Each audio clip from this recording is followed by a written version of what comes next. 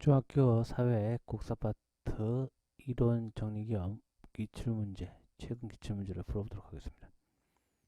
처음 내용은 구석기 시대부터 내용 나오네요. 한 번 더 인류가 살기 시작했던 것은 구석기 시대부터입니다. 구석기 시대에 한 번 더 살았던 사람들, 인류는 뭐로? 주먹도끼 등으로. 왜냐면 한 주먹으로 이렇게 딱 치면 딱 되겠죠? 주먹도끼 등으로 대표되는 무슨 석기를 사용돼서 뗀석기를 사용해서 왜 뗀석기냐? 떼어내서 큰 돌을 여기 일품 치면은 조각이 나겠죠. 이렇게 떼어냈다 해서 이렇게 떼어냈다 해서 뗀석기 뗀석기를 사용해서 동물처럼 사냥을 하고 식물을 채집 생활도 하고 먹이를 찾아서 이동 생활을 하면서 동굴이 있으면 동굴 등에서 잠을 자고 이렇게 동물과 비슷한 생활을 했던 시대. 어느 시대요? 구석기 시대입니다. 구석기 시대 대표적인 도끼는 주먹도끼라고 불리는, 우리가 알고 있는 도끼랑 상관 거리가 멀지요? 아무튼 주먹도끼로 대표되는 뗀석기를 사용해서 동물처럼 생활을 하였다. 그래서 1번 문제, 다음 도구를 처음 사용한 시대 뗀석기죠.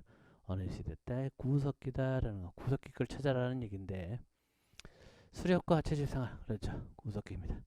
반달 돌칼, 요건 청동기 시대 때 가장 대표적인 농사용 도구고요. 농경생활 시대에 언제 시작했다? 신석기 시대 때 빗살무늬 토기 가장 대표적인 거죠. 문자 사용은 뭐 철기 시대 정도로 보는 것이 적당할 것 같습니다. 논란의 여지는 있습니다. 뭐 청동기라고 주장하는 중국 애들도 있으니까.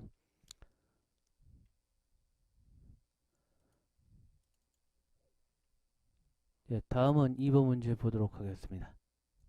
다음 중 구석기 시대의 대표적인 사용된 유물은 이렇게 나왔는데요. 구석기 시대 때 지금 뭐라 그랬어요? 구석기, 주먹도끼,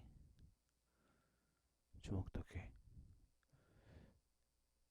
자, 그러면 요 반달도카는 언제인데? 자, 요거는 청동기 시대 때 대표적인 등등. 여기 뒤에 끈을 매가지고 좀 묶고요. 여기 이 부분으로 이렇게 곡식이 이렇게 있잖아요. 이렇게 청동기 시대에 벼농사를 졌기 때문에 이 벼를 훑는 거예요. 옛날에 찬빗으로 머리에 있는 석회라든지 이를 훑듯이 훑어가지고 수확했던 청동기 시대 대표적인 농사용 도구입니다. 역시 청동기 시대 지배층의 무덤 등에서 발견되는 비파라는 중국 악기를 닮은 형태를 닮은 동으로 만든 구리로 만든 검이다. 비파형 동검 청동시대 거고요. 오른쪽 네 번째 거요 유명한 빗살 빗살무늬가 요 보이죠? 요 빗살무늬가 있는 토기 어느 시대 때? 요거는 신석기 시대 때 인류가 농사를 지었다라는 것을 알려주는 대표적인 유물입니다.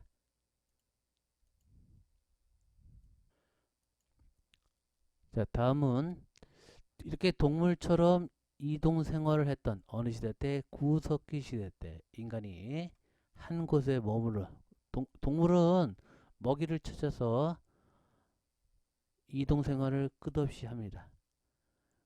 아프리카 사바나 초원에 사바나 기후에 있는 초원을 보시면 먹이를 찾아서 계속 이동하는 동물들을 볼 수 있는데 이렇게 동물과 달리 우리 인간은 한 곳에 머무르는 정착 생활을 하게 되는데 그 정착 생활을 하게 된 시대는 어느 시대 때? 신석기 시대부터였다라는 거 기억해 두시기 바랍니다. 그 이유는 뭘 했기 때문에 농사를 짓기 시작했대. 농사 또는 농경 같은 말이죠. 농경 생활을 시작하기 때문에 그런 거고요. 이때 수확한 조피, 수수, 곡성은 어디에 보관하였다? 네, 빗살무늬 토기란 토기. 좀 전에 예, 보관했다. 또한 신석기 때는 옷을 만들어 입었다는 유물인 옛날 용어는 방주사, 뭐 가락바퀴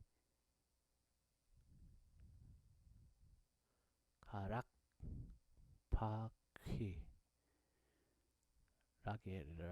가락바퀴가 있습니다.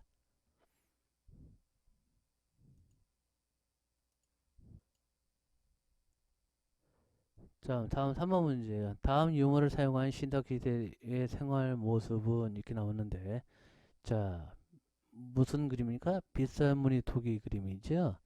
빗살무늬 토기, 신석시대 대표적인 농사용 곡식을 수확해서 이곳에 담아서 보관을 하던, 농경생활을 하던, 다음 생활 모습은 뭡니까? 농경생활이다.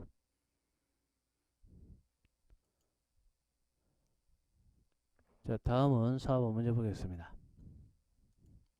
다음 유물을 처음 제작한 시대는 이렇게 빗사무늬 토기면 청동기 시대 아니라 신석 시대라고 그랬죠. 자꾸 청동기라고 좀 외우신 분이 있어서 다시 말씀드리면 신석입니다. 빗사무늬 토기. 이 가락바퀴는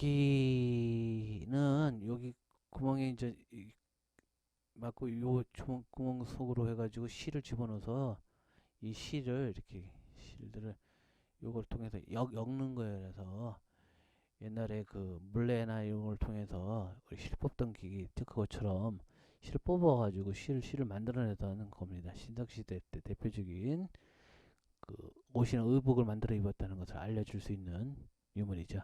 어느 시대 때 신석입니다. 이 청동기 시대 때 자꾸 청동기 시대도 토기가 있긴 있어요. 무슨 문이냐면 그거는 문이 없는 토기예요. 주의하시기 바라면서 답은 2번입니다. 신석시대 대표적인 거 빗살무늬 토기 명심하시기 바랍니다. 예, 다음은 6번 문제예요. 다음 유물이 만들어진 시대의 특징은 이렇게 나오는데 비파형 동검입니다. 비파형 동검은 제가 청동기 시대 때 대표적인 동검이라고 그랬죠. 청동기 시대의 특징은 지배계급이 발생하게 됐습니다. 무슨 계급이요? 지배계급. 자, 내용을 볼게요. 자, 구석기와 신석기 시대는 모든 사람들이 공평한 평등 사회였다. 그런데 이 금속재 청동 구리 시대가 들어오면서 계급이 발생합니다. 아무래도 돌덩어리 사용했던 거하고 금속을 녹여서 만들었던 기술이 발달했기 때문에 이 기술이 발달했기 때문에 아무래도 가진 자와 못 가진 자의 차별이 생기게 되겠죠. 그래서 무슨 제도? 사유재산 제도가 발달하고 점점 무슨 계급이 발생했다라는 지배계급과 주인과 종이 생겼다 이런 얘기고 있고요. 이러한 지배계급은 막강한 경제력, 돈도 많았고 이런 족장들은 자신들의 죽으면서도 무덤도 자 요렇게 생긴 무덤 이거 뭐랍니까? 그 당시 무덤 고인돌이라는 무덤을 통해서도 알 수 있듯이 그들의 권력 힘은 매우 강했다. 그래서 그건 고인돌과 더불어 비파모형 같이 생긴 비파형 동검도 제작하게 되었다. 기억해 두시기 바랍니다. 자, 5번 문제요. 다음 유적이 널리 만들어질 때 어느 시대죠? 고인돌. 청동기 시대이자 청동기 시대 특징 지배계급이 출현하였다. 6번 문제 보겠습니다. 다음 유물 비파형 동검이네요. 비파형 동검 청동기 시대 특징 계급이 발생되었다. 자, 청동기 시대는 계급이 발생하였다. 그리고 대표적인 고인돌 비파형 동물로 알 수 있다. 꼭 기억해 두시기 바랍니다. 자, 지배계급과 피지배계급이 발생했던 청동기 시대 때 우리 한반도를 지배하던 국가가 만들어지게 됩니다. 그 국가 이름은 고조선이라 합니다. 청동시대에 세워졌던 우리나라 최초의 국가인 무슨 국가 이름이 고조선 오래됐다 해서 조선은 우리 조선시대일 때 그 조선시대 고조선은 고인돌 비파형 점검을 통해서 지배층의 세력 범위를 알 수 있듯이 그 세력 범위를 이제 알려주고 있습니다. 그리고 그 당시는 사유재산 제도를 인정하는 팔조법 등이 있었다. 자, 7번 문제 직접 보겠습니다. 고조선은 팔조법도 있었고 시대가 어느 시대다? 청동기다. 가에 해당되는 나라는 어느 나라냐? 가에서는 백성들에게 금하는 팔조법이 있었다. 이것만 보고 딱 나와요. 팔조법 고조선입니다. 팔조법 중 현재 전해지는 건 세 개 조항하고 뭐 플러스 알파 점이 있는데 그 세 개 조항입니다. 사람을 죽인 자는 뭐 바로 죽이고, 남에게 상처 입은 자는 뭐 곡식을 갚거나 뭐 돈을 내야 되고, 뭐 도둑질한 사람은 그 집 노비를 삼는다. 뭐 이런들의 내용이 기록되어 있습니다. 다음 8번 문제. 다음 내용에 해당되는 나라는 자, 어느 시대 청동기를 배경으로 한 우리나라 최초의 국가고 널리 인간을 이롭게 한다. 자, 여기 널리 인간을 이롭게 한다. 이거를 뭐라 불렀냐면 홍익인간이냐입니다. 홍익인간. 함으로 얘기하면 홍익인간이다. 그래서 후에 조선시대 때도 단군 사상이 발전하게 된 이유 중에 하나죠. 널리 인간 세상을 이롭게 한다. 홍익인간. 그리고 팔조법이 존재했다. 어느 국가입니까? 고조선. 고구려는 헷갈려하지 마세요. 조선시대보다, 그러니까 우리가 알고 있대 맨 처음 국가는 고조선이고 일제시대 제일 망하게 된 게 조선이에요. 물론 중간에 뭐 고구려 백제 신라 삼국시대가 있었고, 고구려 백제 신라라는 삼국시 있었고, 그 다음에 고구려가 있었고 조선이 있었고, 이렇게 순서인데 맨 처음에 고조선, 여기서 조선이 끝나죠. 그렇죠. 기억해 두시기 바랍니다. 다음 9번 문제요. 다음 설명에 해당하는 국가는 이렇게 나왔는데요.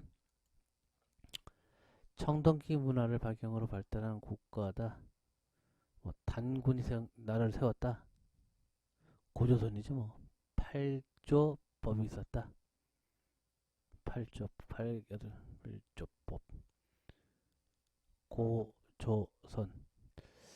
자, 기억해 두시기 바랍니다.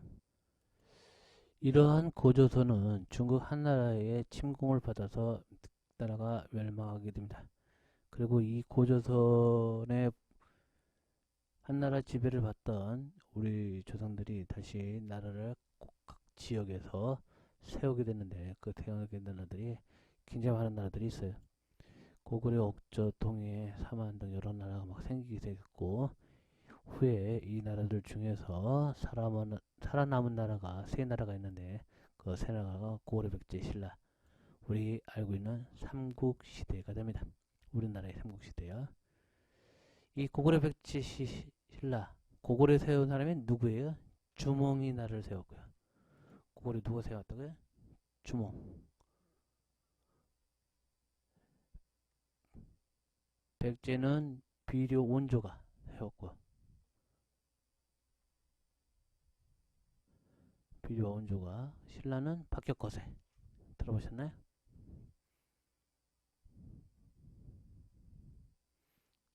원조 하나 정도 기억해 두시면 되겠네요. 뭐, 요 정도로는 사람들이 세웠다. 뭐, 요 정도 보시면 되겠고요. 이 고구려 백제 시대의 이 세 나라, 삼국이 서로 차지했던 지역은 현재 한강유역입니다. 왜 한강유역이냐면, 이 한반도 그림상, 제가 뭐 대충 그림을 그려보면 중국이 있고 산동반도가 이렇게 나와 있거든요. 가장 가까운 거리가 여기다. 그러니까 과거에 물건을 싣고 나를 때 무거운 거는 배에 싣고 이동하는 게 가장 좋습니다. 그래서 한강유역을 차지했던 거고요. 여기를 차지했던 순서는 백제부터 시작합니다. 왜 백제부터냐? 다른 건 고구려 백제 신라인데 왜 이것만 백제부터냐? 백제가 원래 처음에 한강에서 시작을 했던 국가이기 때문에. 그 다음에 고구려, 5세기 때 고구려, 그리고 6세기 때 되면 신라가 영토를 차지하게 됩니다.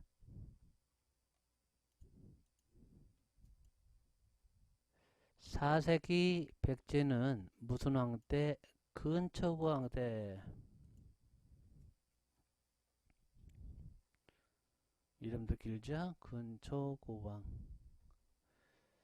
자, 백제의 영토.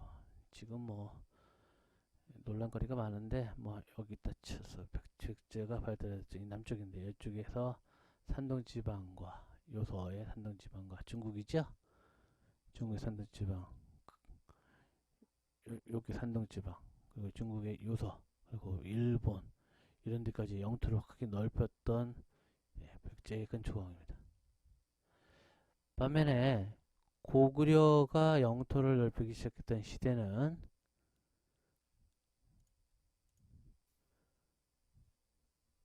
광개토대왕 때입니다. 5세기 광개토 대왕. 대왕, 뭐 큰일 했죠. 세종대왕처럼 큰일 했다 그랬습니다. 넓은 토, 땅을 개척했던, 그래서 광개토대왕이죠. 그리고 수도를 평양으로 옮긴, 천도한 장수왕까지 5세기 때 대표는 장수왕 오래 살았죠. 아들이 먼저 세상을 떠났을 정도로. 그래서 아들은 왕 노릇 못해 먹고 죽었습니다. 그 장수왕 무슨 어느 시대 때 5세기 고구려의 대표적인 왕이다. 전성기 시대 왕입니다. 신라는 어느 시대 때 6세기 진흥왕 때 영토 확장을 했죠. 가야 등을 통해서 한강 유역을 차지했고 대가야도 통합하고 뭐 이런 식으로 해서 대가야도 흡수 통합했죠. 진흥왕 때입니다.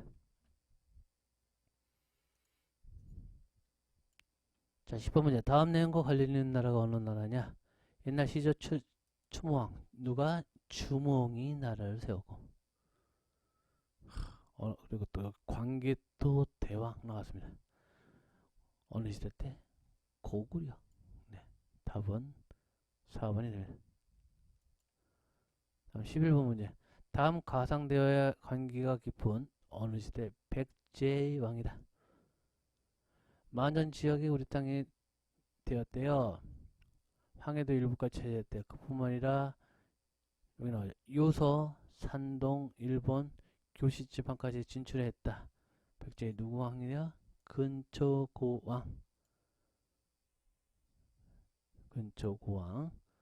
사비천도를 했던 성왕도 있고 그러네요. 다음은 백제의 성왕에 대한 문제입니다. 백제의 성왕은 수도를 사비로 천도했고 한때 국호를 남부여로 잠깐 바꾼 적이 있습니다. 근초고왕 이후 점차적으로 몰락해 되는 백제 부흥기를 다시 이끌려고 했지만 안타깝게 그것을 이루지는 못하고 하던 상황이었습니다. 다음 13번. 다음에서 설명하는 신라의 왕은 이렇게 나오는데 대가야를 통합했고 한강 유역을 차지했고 한강 유역을 차지했다는 거 누구라 그랬습니까? 신라의 진흥왕. 기억해 두시기 바랍니다. 진흥왕. 다음 14번. 다음에서 설명하는 고구려 시대 왕은 누구냐? 고구려. 평양을 전대 딱 나와야 되죠. 그래서 한강 유역을 차지했고 청주 고구려비를 건립했던 누구합니까? 장수왕. 영토 확장만 나왔으면 답은 광개토 대왕이 나와야 됐는데 지금은 평양전도가 나왔습니다. 15번. 다음 내용과 관련 있는 지역은 이렇게 나왔습니다. 백제의 최초 도읍지다. 장수왕 때 고구려가 차지했었다. 진흥왕 때 신라가 차지했다. 서로 놓고 싸움을 했던 지역. 어느 지역이야? 한강 유역. 그만큼 중요했던 지역이었죠. 16번. 다음 설명에 해당되는 고구려의 제도가 뭐냐? 재상 을파소의 건의로 실시되었다. 봄에 곡식을 빌려준 뒤에 가을에 추수, 곡식을 수확한 이후 갚게 했던 춘대 추납제도의 대표적인 케이스 고구려의 진대법입니다. 진대법이요. 다음 17번입니다. 가에 해당되는 문화재 이렇게 나왔는데 고구려 무순왕 때, 장수왕 때 여기 답변 내용을 보시면 남진징청을 주장해서 비석이라고 그랬죠. 뭐야? 충주 고구려비. 충주 고구려비. 무순왕 때요. 광개토 대왕 때가 아니라 장수왕 때입니다. 18번에는 다음 내용 해당 대로 와는 이렇게 나왔는데 4세기 백제 하면 딱 근초왕밖에 없네요. 특히 중국, 요소, 일본 규시 지방에 진출하였다. 요거 여기 또 백제왕 백제왕은 또 근초왕밖에 없어요. 또 다음 19번 삼구 형세와 형세가 모양이 지도가 될 때 딱 보면 어디가 제일 커요? 일단 고구려 영토를 많이 넓힌 상태이지요. 고구려 또 색칠도 되어 있고 이 시대의 왕은 누구냐? 이 시대 왕은 딱 두 명밖에 없어요. 광개토대왕하고 장수왕인데 여기 평양성천도 있고 평양성 광개토대왕릉비가 이미 있으니까 광개토대왕릉이 주권한 이유니까 장수왕이 되겠죠. 누구라고요? 장수왕. 6세기 진우왕 때 화랑도를 개편해서 중국 수나라 당나라의 도움을 받아서 나라를 저기 한 삼국을 통일한 신라는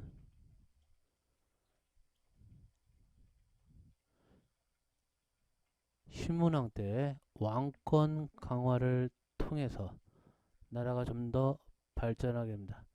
신라의 기본적인 종교는 경주 가면 알 수 있듯이 불교였고요.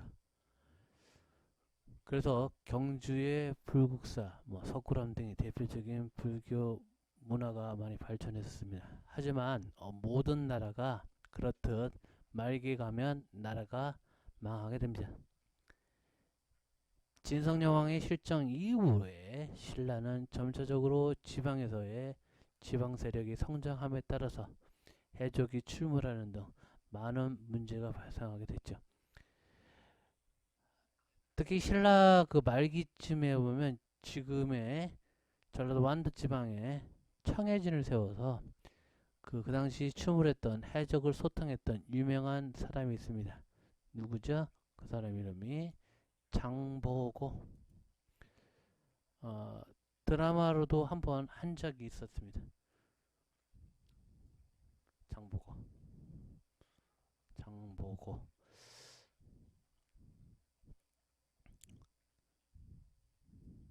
또 과거에 그 만주를 지배했던 고구려, 이 고구려가 멸망한 지역에 고구려 유민이었던 대저형이 새로운 나라를 세우게 되는데 그 나라가 발해입니다. 중국 역사상 그 만주 지방을 지배했던 발해가 멸망해서 나중에 다른 나라도 생기긴 했었지만은 그래도 중국에서 크게 인정해줄 만한 국가가 발해라는 국가가 있었습니다. 20번 문제 보겠습니다. 가에 해당되는 것은 이렇게 나오는데 9세기 초 장보고는 신라 말기 쪽으로 접어들 장보고는 지금의 완도 지방에 뭘 세워서 청해지라는 것을 세워서 해적을 소탕하고 해상 무역을 주도하였다. 기억해 두시면 좋겠습니다. 다음 문제 21번 어느 나라냐? 대조영이 고구려민과 말갈지역 그 동무산 근처에서 건국했다. 대조영이 건국했고요. 해동성국이라는 호칭까지 얻게 되는 국가 대조영 발해입니다. 대발. 22번 문화유산 기억과 니은. 기억이 뭐죠? 불국사와 선덕대왕 신정. 어느 시대냐? 불국사 가보셨죠? 여기 석가탑하고 여기 요거 뭡니까? 에밀레종, 일명 에밀레종이라 불리는 성덕대왕 신정입니다. 어느 시대 때 만들어진 거죠? 통일신라 시대 때. 자, 불국사에 그 있는 석가탑 옆에 있는 타보탑 10원짜리 있죠. 타보탑과 석가탑 뭐 그리고 석굴암 그리고 일명 에밀레종이라 불렸던 성덕대왕 신정 어느 시대 때 만들어진 겁니까? 통일신라 시대. 24번 다음 내용에 해당되는 책은 통일신라 시대 때 누가 해초라는 스님이 인도를 다녀와서 그 당시 인도 이치명이 천주국이었어요. 왕 갔다 왔다.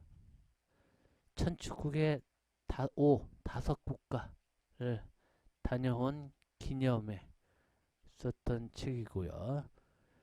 중국에서 발견돼서 현재 프랑스 국립박물관에 있습니다.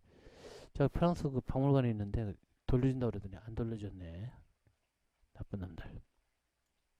자, 통일신라 시대 때 불교윤화가 많이 발달했었죠. 이런 통일신라도 결국은 진성령이를 거치고 신라 말기에 되면서 지방 호족 세력이 성장하고 선정이 발달하고 그리고 풍수지리설이 도입되면서 나라가 망하게 됩니다.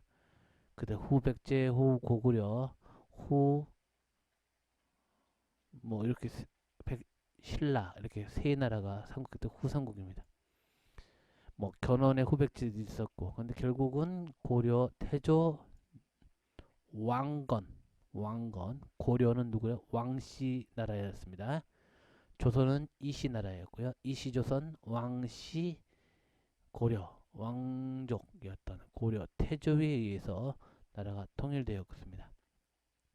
태조 왕건은 지방의 호족 세력을 통합되는 등 국가의 기틀을 마련하려고 했는데 고구려가 이제 고려가 기본적으로 나라가 크게 발달하게 된 거는 고려 광종 때입니다. 드라마에도 빛나거나 미치거나 뭐 이런 드라마에도 나왔었죠. 광종 때 광종이 왕권 강화책을 실시했는데 그게 노비양거법, 과거제도, 공복제도 그러니까 옷 색깔 뭐 이런 제도를 시작해서 왕권 강화의 기틀을 마련했던 고려시대 때 광종이 있습니다. 이 고려는 외적으로 또 여러 차례 침략을 받게 됩니다. 수많은 나라가 있는데 그 순서가 맨 먼저는 거란족 10세기 11세기 거란족 침입이 있어요. 거란은 총 3차례 침입이 있습니다.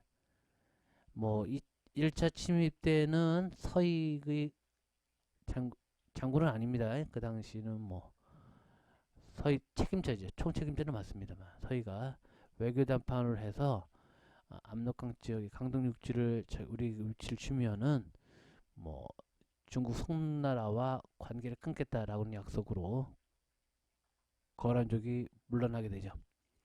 2차 침입 때는 역사적으로 유명했던 강조의 정변으로 인해서 뭐 침입하게 됐고요. 3차 침입 때는 강감천의 귀주대첩을 통해서 거란족을 물리치고 거란족은 역사에서 우리나라 기록 역사에서 이제 자취를 감추게 됩니다. 이 거란족 이후에 중국에서 큰 성장한 나라는 여진족입니다. 이 여진족은 초기에는 그 윤관이라고 해서 여진족이 커질 때 별무반을 부대를 통해서 여진족을 소탕하기로 했었는데 후에 힘이 강성해져서 고려에 압력을 행사했는데 이 여진족 역시 몽골족의 침입에 망하게 됩니다. 고려 후기 때 가장 강력하게 나라를 힘들게 했던 나라는 역시 몽골족입니다. 몽골족은 신라시대 때 만들어졌던 황룡사 구축목탑을 불을 태우는 등 소시를 통해서 전 고려를 쑥대밭으로 만들었죠. 이에 최후는 강화도로 수도를 옮겨서 몽골의 끝까지 대항을 하게 됩니다. 더불어 부처님 힘으로 그 당시 여전히 고려는 불교를 믿었기 때문에 부처님으로 국론급부를 위해서 지금 합천 해인사에 있는 8만 대장경을 만들게 됩니다. 우리나라를 그 지배 소나기에 지고 흔들었던 몽골도 역시 세월이 흐르면 힘이 약해지게 됩니다. 어, 물론 아내를 몽골 여자를 맞이했던 이 공민왕이 몽골에서 돌아오면서 그 기철과 같은 그 당시 친연파, 그러니까 몽골하고 친해서 고려를 못 살게 굴었던 친연파 그 귀족들을 죽이고 왕권을 가지고 나라를 다시 한번 세우려고 했는데 역시 고려 공민왕 이후 중국에서의 온 홍건적과 외국 침입으로 어려워지게 되는데 이러한 힘든 고려는 결국 이성계에 의해서 위에도 해군을 통해서 조선으로 나라가 바뀌게 되었습니다. 25번 문제 보겠습니다.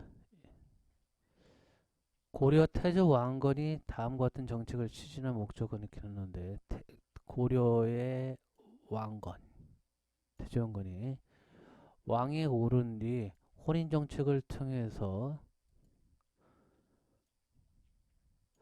부인을 많이 모르는데 부인이 굉장히 많았죠. 좋을 거 하나도 없습니다. 지방 세력이 워낙 강하기 때문에 지방 세력을 흡수하기 위해서 자기 편을 끌어들이는 방법 중에 가장 좋은 방법은 결혼이라는 제도가 대표적인 케이스이기 때문에 그래요. 과거에 힘이 약한 나라가 와이프 여자를 그 다음에 로 보내서 그걸 통해서 두 나라의 힘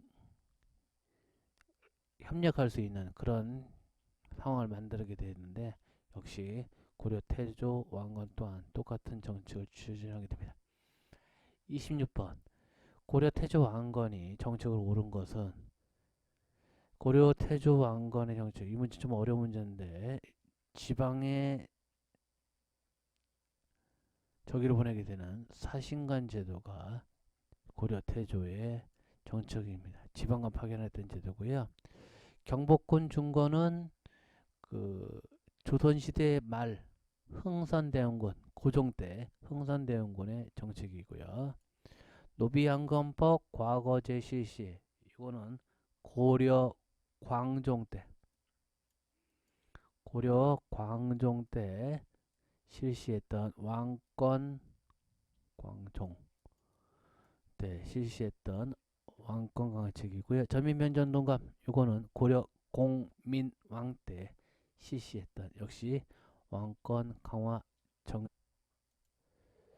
다음은 27번 고려 광종 누가요? 광종 때 실시한 정책 노비암거법 과거제 실시 기억해 두시라 했습니다. 목적은 왕권 강화.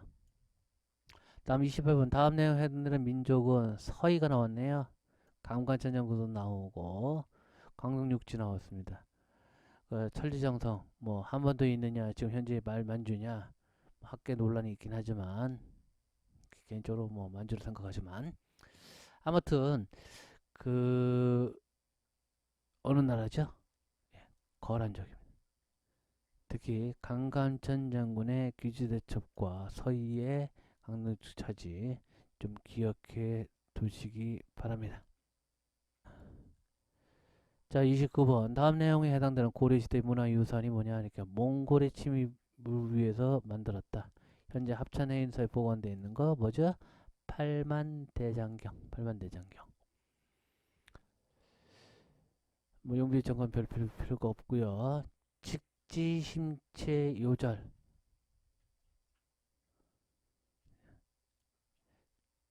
고려시대 거고요. 답은 1번입니다. 예, 직지심체 요절에서 설명을 드리면 고려시대 때 거고 최초의 금속 활자, 금속 활자본입니다. 무슨 얘기냐면 과거에 어떤 내용을 옮겨 적을 때는 일일이 손으로 옮겨 적었는데 손으로 옮겨 적지 않고 지금으로 얘기하면 인쇄하는 방법. 인쇄는 초기에는 나무로 만들었어요. 그러다 보니까 몇 번 쓰고 나면 나무가 뭉개지니까 요거를 금속, 쇠붙이로 만들게 되는데 이 만든 게 이게 금속 활자본이 직지심경이 있습니다.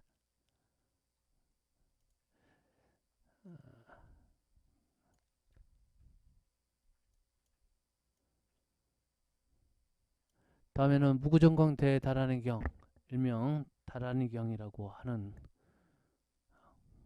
거 있죠.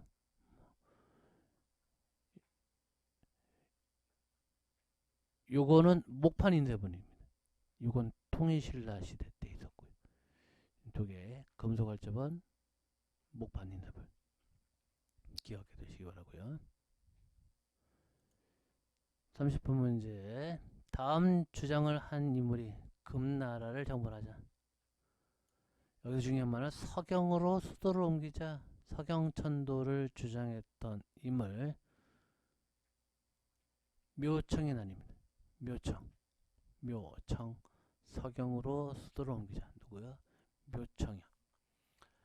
자, 여기서 시험에 좀 나오는 게 만적의 난이 있는데 이 만적의 난은 신분해방운동이에요. 무슨 해인데 신분해방. 만적이 누구냐면 그 당시 고려시대 때 최충헌, 최씨 무신 정권을 시작했던 최충헌의 노비였어요. 집의 노비.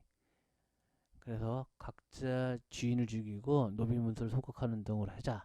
그래서 노비 해방 운동을 했다는 게 만적의 난이 있고요. 이거는 시대가 좀 틀리네. 조선 시대 쪽이에요. 조선 후기 거의 말기쯤 되네요. 조선 말기에 특정 가문이 나라를 좀먹던 시대. 우리가 세도 정치 시기라 합니다. 안동김 씨, 풍양조 씨와 같은 세도 정치 시기 때 못 살겠다라고 해서 했던 난이게 홍경래 난 기억해 두시면 좋겠습니다.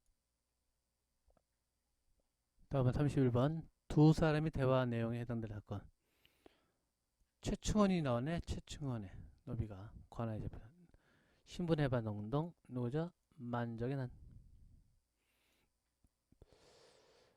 망해망소의 난 그리고 요 난도 역시 신분해방 운동과 관련해 깊은 난이긴 합니다만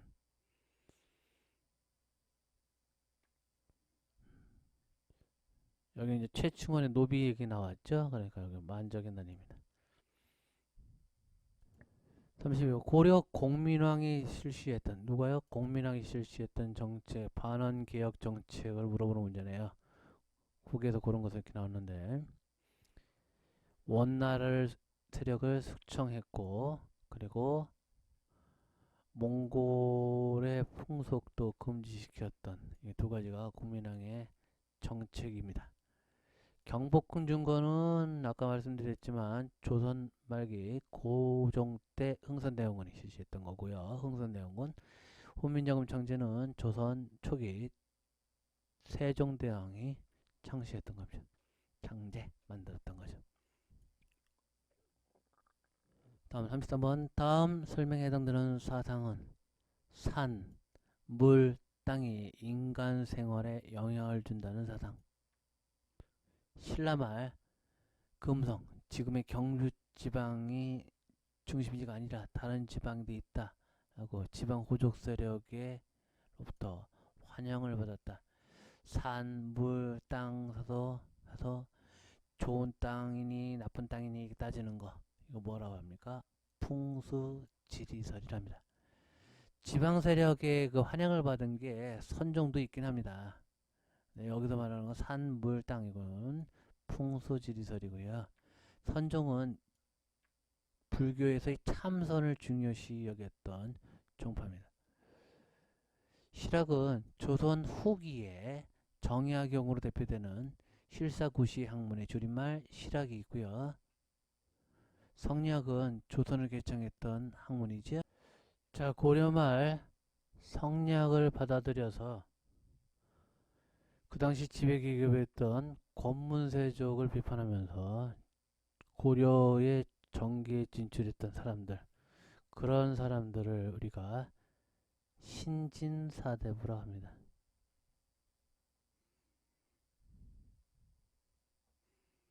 대표적인 인물이 정몽주, 정도전, 조준 뭐 이런 등의 인물입니다.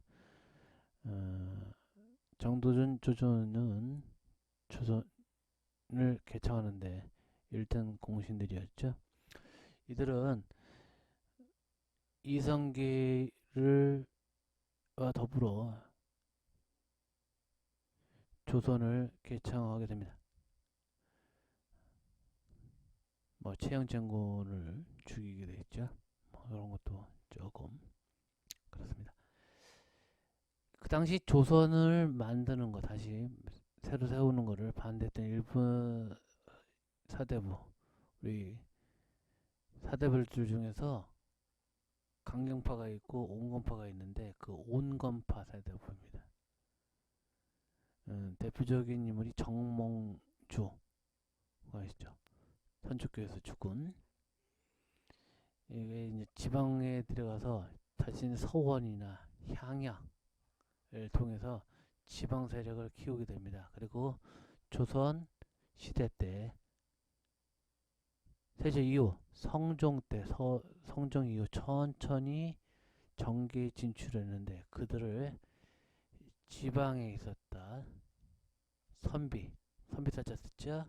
나무 스플림을 떠서 숲속에 있던 선비 사림이라고 부르면서 정계에 진출했는데 그 당시에 조선을 개창했던 급진파 개혁들은 후에 훈구파가 되는데 이 훈구파에 견제하기 위해서 성종이 많은 살인들을 데리고 오게 되는데 이 살인들이 중앙 진출 초기에는 선비들이 화를 입는다는 사화, 뭐 갑자사화, 뭐 여러 사화가 있습니다. 아무튼 그런 사화 등을 통해서 많은 피해를 보게 됩니다.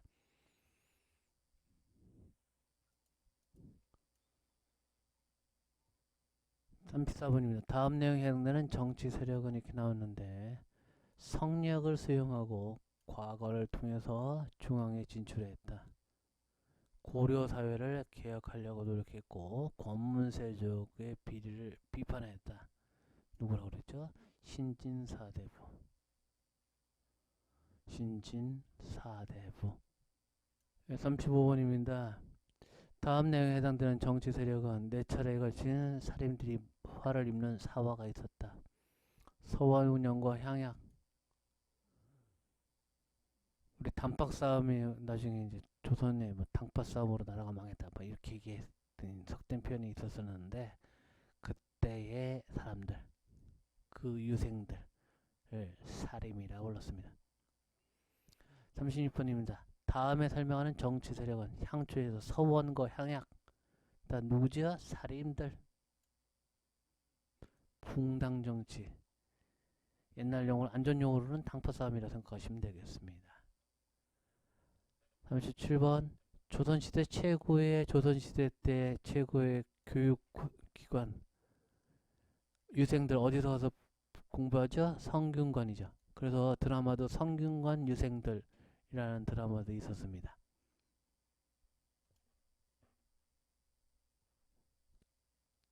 다음 조선 세종대왕의 업적으로 옳은 것은 일단 훈민정음을 창제했죠. 우리는 지금 배우는 훈민정음. 아유, 안 만들었으면 큰일 날 뻔했습니다. 지금 함으로 배울 텐데. 집현전을 설치해서, 그래서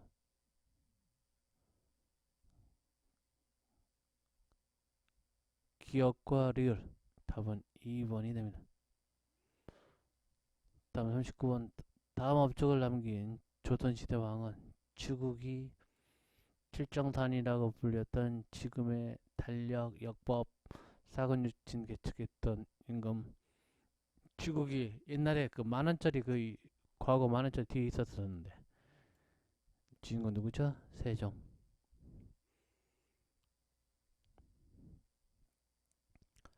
1592년 임진왜란이 있었죠. 임진왜란을 거치고 난 뒤에 중국에서의 명나라는 쇠퇴하게 되고, 그리고 청나라가 성장하게 되다 국제 정세가 많이 급변하게 됩니다.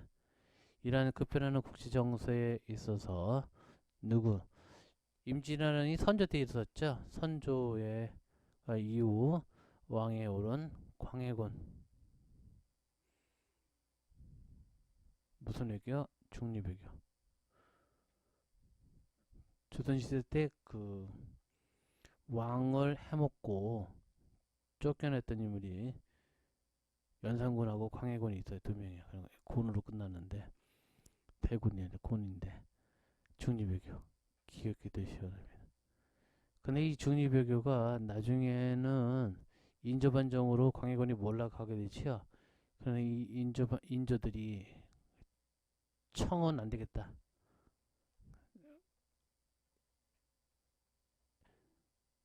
임진왜란 때 도와줬던 명나라를 숭배하자. 이 과거에만 집착했던 사건으로 해서 청나라 침입으로 두 차례 침입이 있었죠. 두 번째 침입 병자호란 때 삼전도 구력과 같은 아주 크나큰 역사적 아픔을 갖게 됩니다. 조선시대는 이 임진왜란 이후를 우리가 보통 조선 후기라고 얘기를 하는데, 조선 후기 때 새로운 사회 개혁을 위해서 새로운 학문이 발전하게 되는데 실용적인 학문이어야 된다. 실사고시의 학문, 줄임말로 실학이 등장합니다. 실학은 대표적인 인물이 정약용이라는 인물이 있어요. 정약용. 대표적인 책 이름은 목민심서. 목민관이라고 하는 지금을 얘기하면 지방관, 관리들이 마음적으로 명심해야 될, 백성을 사랑하는 마음을 키워야 된다는 뭐 그런 거에 관련된 내용을 기술한 책 목민심서가 있습니다.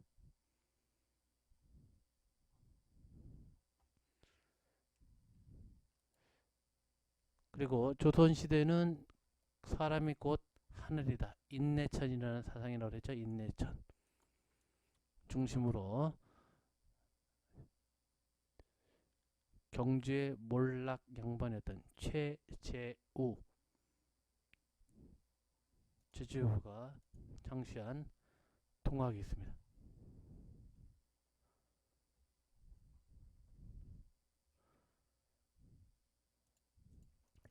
자, 42번. 학생들 수행평가 과정에서 내용에 적절한 것은 지금 보시면 임진왜란이라고 나왔죠? 임진왜란 누구죠? 이순신 장군. 자, 기억해 두시면 좋고요. 43번. 다음 내용에 알 수 있는 조선 후기 문화적 특징. 여기 보면 서당 나오고 민화 풍속화. 여기 민화. 이 민화 특히 이 민화는 일반 백성들이 서민들이 그림 그린 서민 그림입니다. 한글 소설. 그 당시 조선 후기에 양반들은 그래도 한문이었어요. 일반 서민들이 한글이지요. 다음 44번. 다음 내용과 관련 있는 것은 경주의 몰락영문했던 최재욱의 정시였고 인내천 사상이 있다. 서양 학문에 반대한다는 뜻으로 시작했던 동학입니다. 자, 수행평가 과정에서 임진왜란 나왔네요. 누구를 알았습니까? 이순신 장군. 이순신 장군. 다음 문제. 다음에서 설명하고 있는 것은 한 사람당 군포. 군대를 안 가고 대신 면포를 내게 한 거예요. 이게 군포라고 하는데, 공포를 두 필에서 한 필로 줄여주면서 이거 무슨 법 제도냐면 균역법 제도입니다. 요거에 대해서는 좀 공부를 좀 해보셔야 되는데 답은 균역법이고요. 공납은 지역의 특산물을 바치던 제도예요.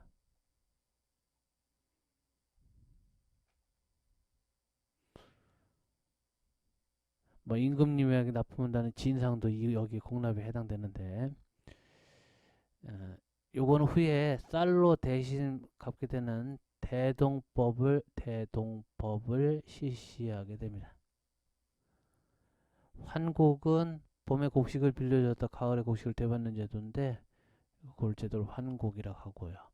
영정법은 영원히 정한다. 뭐 일결당 사두로 토지세.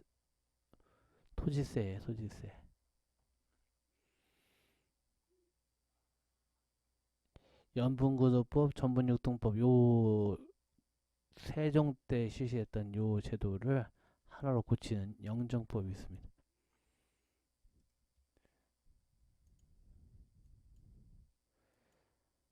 사실론 다음 설명에 따른 역사서 조선 태조부터 철종 때까지 그래서 두 임금 조선시대 마지막이었던 두 임금에 대한 기록은 없습니다. 흥선대원군 시대부터 했던 고종과 순종에 대한 기록은 없죠. 225대 472년에 관련된 연도서 매월 매달 며칠 음력으로 기준이겠지만 기록했던 책입니다. 우리 유네스코 인정받았던 자 뭐라고 그러죠? 조선왕조실록이 있습니다. 다음 가에 해당되는 인물이 누구냐? 일단 이 인물이 정약용이라는 분인데 여기 뭐 토지제도인 여전제를 주장하고 그 수원성을 축조할 때 거중기 돌을 들어올리는 기계 이런 것들을 제작하고 쥐어져서 백성을 생각하는 마음 목민심서가 대표적인 작품이 있네요. 동의보검이야 뭐 유명하죠. 허준 뭐 동의보.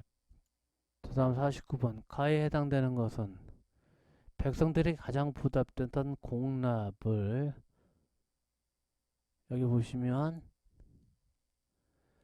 토지 결수자 쌀, 옷감, 동전 등으로 다섯 개의 방식으로 내고 왜 이게 좋냐면 집집마다 그냥 토산품 예를 들면 뭐 생선이라든지 뭐라든지 지역에서 나는 그 물건인데 서울로 가던 과정에 썩거나 뭐 망가질 수 있어요.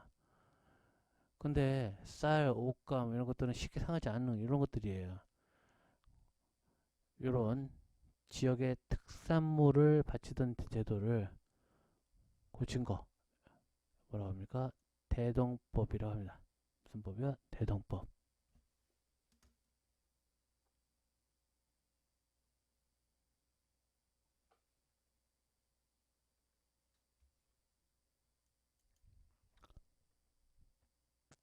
누구냐?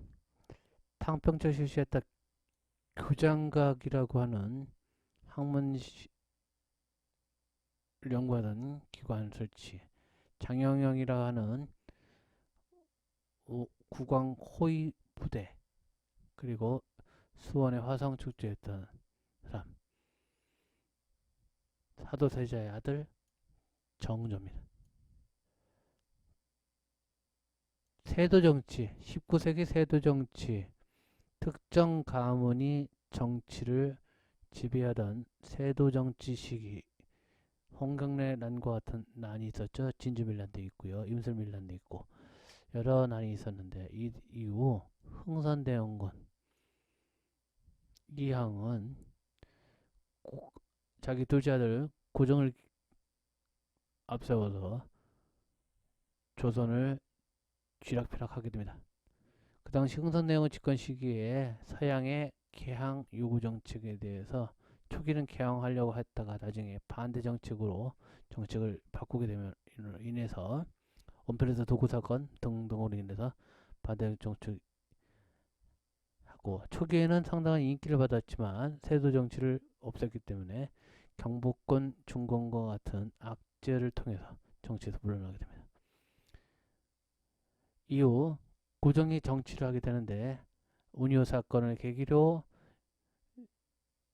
일본과 강화도 조약을 체결함으로써 최초의 근대적 불평등 조약을 체결하게 됩니다.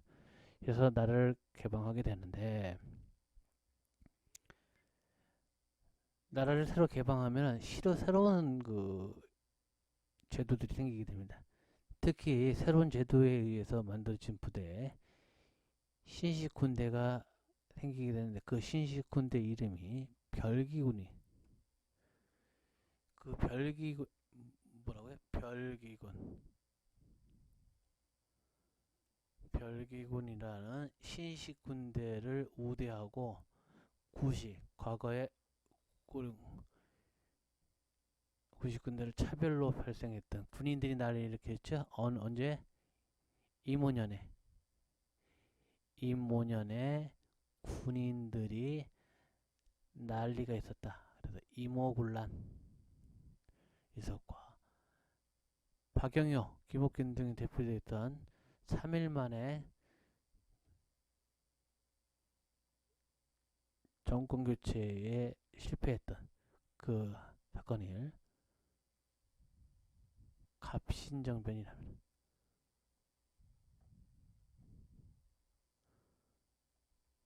1882년, 1884년에 있었던 두 사건을 계기로 조선은 점차적으로 변화하게 됩니다. 그런데도 불구하고 변화가 있지 않는데 10년 후 조선은 동학이라는 정치 사상을 기본으로 했던 여러 농민들의 운동으로 인해서 정부에서 각성을 가지게 되고 이로 인해서 결국 그렇도록 원했던 신분제도가 폐지되는 갑오개혁이 있게 됩니다.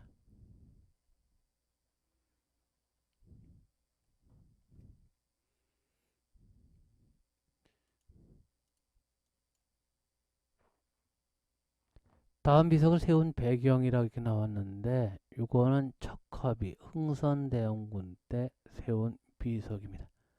서양 오라키가 침입하는데 싸우지 않으면 나라를 팔아먹는 것이다. 이렇게 나온 내용이 결론인데 그런 이유가 신미양요, 병인양요와 대표되는 이 양요의 양은 서양 오라키들이 소요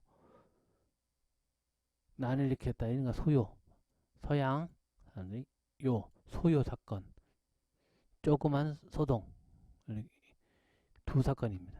거기에다가 흥선대원 아버지 그의 남면군 예산인가 있었던 그 남면군 묘를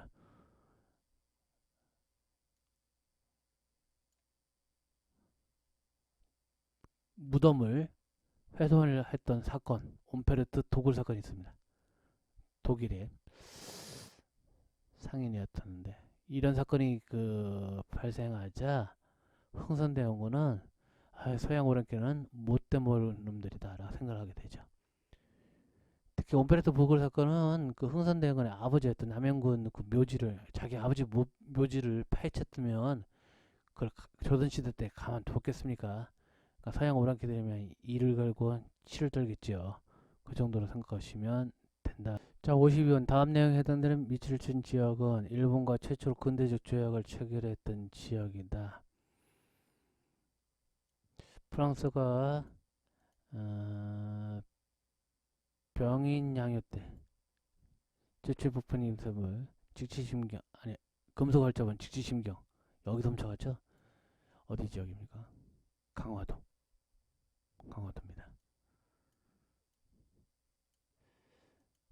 다음 53번 다음 내용에 해당되는 조약은 일부의 운요 사건으로 무슨 조약이죠? 최초의 근대적이고 불평등 조약인데 그 이유는 해안 바닷가를 측량할 수 있고 남의 나라 땅을 막 조사할 수 있고 치외법권 외교관 등에 현재 적용되는 법이죠.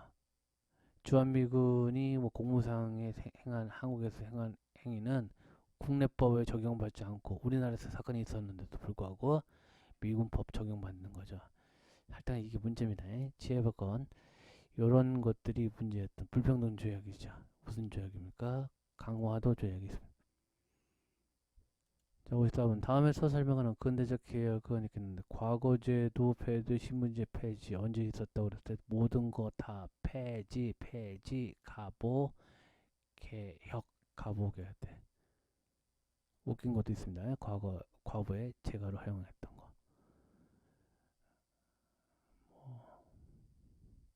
과거제 폐지.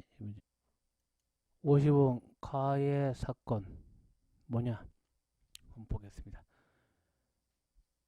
전라도 고부군수 조병갑의 비리로 인해서 봉기가 시작됐고 전주성을 함락을 하고 전주에서 정부하고 약속을 맺습니다. 그래서 전라도 지방에 그 자치기구였던 집광소를 설치했는데 정부에서 약속 이행을 되지 않자 다시 봉기해서 북쪽으로 진출하겠다가 공주 우금치에서 전투로 일본군과 관군의 협공으로 무력하고 그 대표자였던 정중이 체포됨으로써 끝났던 이 사건은 통학농민운동입니다. 통학농민운동. 전봉준 기억해 두시고 있는 분은 전봉준 그리고요 집강소도 중요합니다. 집강소도.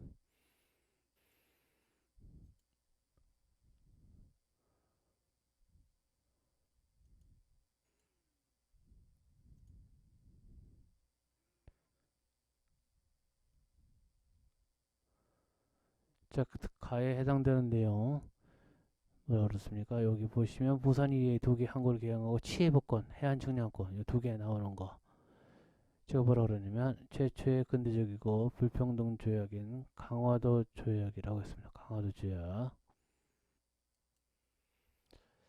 자, 우리나라는 이렇게 그 일제 침입을 야금야금 받았던 조선은 1910년 결국 물론 그 전에 뭐 외교권을 박탈됐던 사건도 있었고 또는 그거가 억울하다고 고종이 헤이그의 특사도 파견했던 사건도 있었고 1905년 의사조약과 1907년 헤이그 특사 파견 사건 등등도 있었지만 결국은 그 조선은 망하게 됩니다.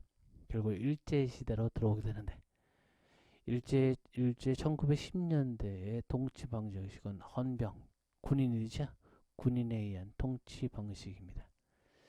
이런 통치 방식을 저항해서 1910년 3.1운동이 일어나게 되는데 이로 인해서 일본의 통치 방식이 과거의 억압적인 통치 방식에서 약간 풀어준 듯 억압하는 쉬운 말로 잔머리 굴려가지고 사람 통치하는 방식인 문화 통치로 통치 방식을 바뀌었고 이 3.1운동 때문에 우리나라의 지식인들이 각성으로 인해서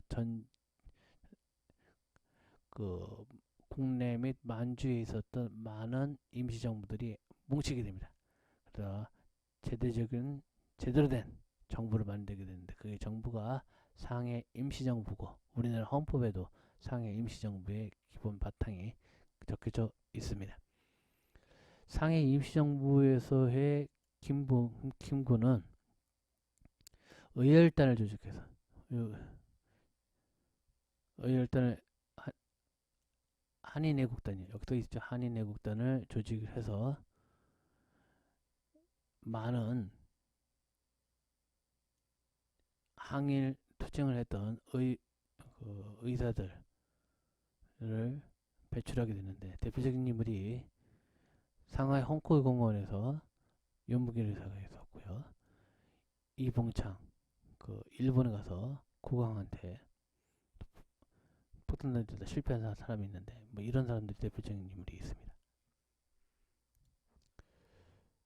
자, 59번 자료와 관련되는 역사적 사건은 이렇게 나왔는데 여기 보시면 아는 것이 힘, 배워야 산다. 배워야 산다, 아는 것이 힘. 이렇게 하는 거 옛날에 거꾸로 읽어야 됩니다. 배우자, 가르치자, 다 함께 호나로드 운동. 자, 공부하자라는 운동이죠. 한글 좀 배워야 되는 거. 문맹 퇴치 운동이었습니다.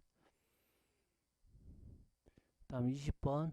다음에서 설명하는 인물은 이토 히로부미 이등병면을 하얼빈역에서 처단했던 인물이고요. 동양 평화론이라는 책도 만든 인물. 누구 있죠? 안중근 의사가 있습니다. 다음 60번. 다음 내용에 해당되는 인물은 김구가 조직한 한인애국단, 한인애국단 소속이었고 다른 것 상하이 홍콩공원 나왔습니다. 도시락 폭탄 던진 인물 윤봉길. 다음 62번. 다음 설명에 해당되는 사건은 이빨 독립선언이 배경이 되었다. 민족차별주의. 중국에 영향을 주었다. 이게 무슨 운동입니까? 3.1 운동입니다. 63번. 3.1 운동이 영향으로 오른 것은 3.1 운동 결과 일본의 통치 방식이 문화 통치로 바꾸었다. 말만 문이지요. 문화 통치로 통치 방식을 바꾸었고 상해 임시정부가 수립되게 되었다. 두 가지 기억해 두시기 바랍니다. 64번. 다음에 활동한 인물 한인애국단 소속이었고요. 한인애국단을 조직했다는 인물이죠. 누굽니까? 김구 선생님. 김구 나왔네요. 60번. 다음 내용과 관련된 인물은 김구가 조직한 한인애국단에서 상해 홍콩공원 윤봉길. 다음 66번. 다음 내용에 해당되는 거 1920년대 평양 조만시 선생님 했던 내 살림 내 것으로 국산품 애용운동에 국산품. 그 당시 1920년대 일제시대인데 일본 물건 쓰지 말고 국산품 애용운동 하자. 물산 장려운동. 물산 장려운동. 다음 67번. 다음 내용에 해당되는 단체는 김구가 조직했던 단체 이봉창, 윤봉길 등이 나왔네요. 한인애국단. 한인애국단. 여기 아까 이제 나왔던 그 만민공동에는 뭐에 나왔었죠? 예. 독립협회 터제필 나왔을 때 나왔던 거고 신간에는 1920년대 때 좌익과 우익이 모두 합쳐서 했던 거고 광주 항일학생 운동에 조사단을 파견하는 등 애국단체 운동을 했던 겁니다. 후에는 뭐 나중에 분리되긴 했었지만요. 약 35년 네, 힘든 일제시대를 끝으로 1945년 8월 15일 날 해방을 했죠. 약 3년간의 미 군정을 거쳐서 세워진 제7 정부 이승만 정부는 초기에는 뭐 어쩌고저쩌고 하는 척 했지만 결국 장기 집권이라는 욕심을 가진 이승만 정부는 3.15 부정선거를 야기시켰고 결국 그로 인해서 4.19 혁명이 발생했고 그로 인해서 이승만은 하와이로 망명길에 떠나게 됩니다. 그리고 그 다음에 5.16 군사 쿠데타로 인해서 박정희 정부가 들어오게 되죠.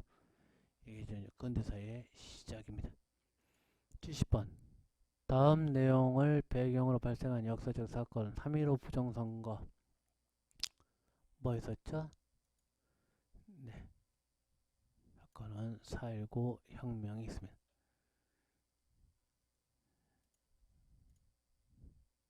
그 6월 민주항쟁은 1987년에 있었던 그 사건이에요. 그래갖고 이거는 신군부라고 하면은 그 전두환 노태우 한 거였던 거죠.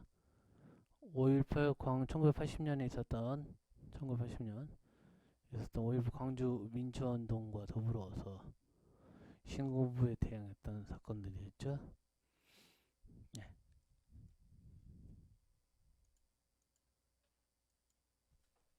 예, 다음 1번. 다음 사실과 관련 있는 역사적 사건은 인천 상륙작전이 있었고 유인군 육진 상륙작전 메가드장군의 인천 상륙작전 뭡니까? 6.25 전쟁이죠.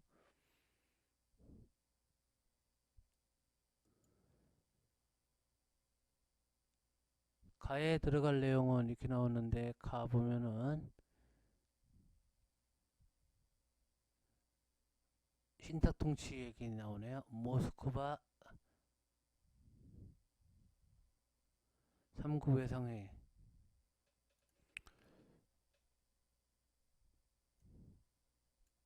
즉 모스크바 3국 외상회의였습니다.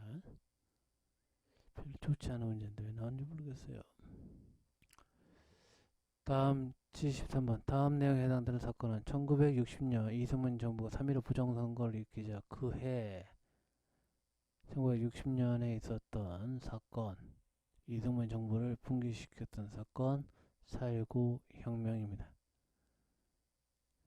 1950년에 있었던 6.25 전쟁과 1987년에 있었던 6월 민주항쟁, 1987년 또 1980년 5.18 광주민주운동 그런 사건들이 있었습니다. 74번. 밑줄 치는 사건의 원인은 4.19 혁명 결과 이승만이 하향했던 사건. 그 원인은 무엇이냐? 3.15 부정선거가 원인이었죠.